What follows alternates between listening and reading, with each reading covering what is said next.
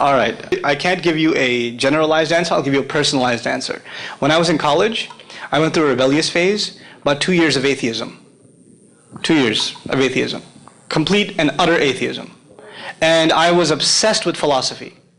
And you know why young people study philosophy? Because they're allergic to religion. Let me tell you, that's the inside scoop. Okay?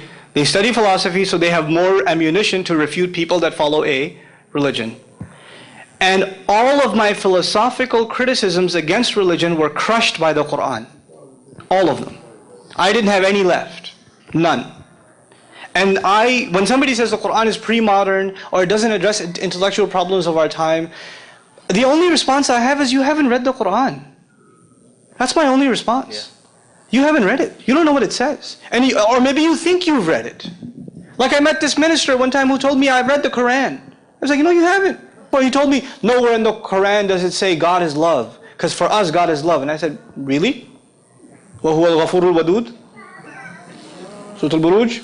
He's forgiving, loving, extremely loving. And he just walked away. What did you read?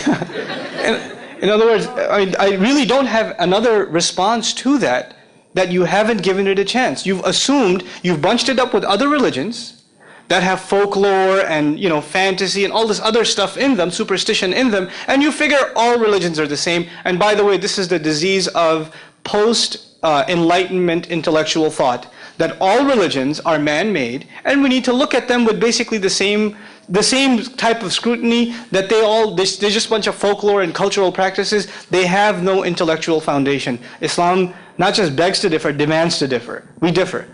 We stand on evidence. That's what we actually challenge people to say, bring evidence forward against us. Please do. Read it and criticize. We're waiting.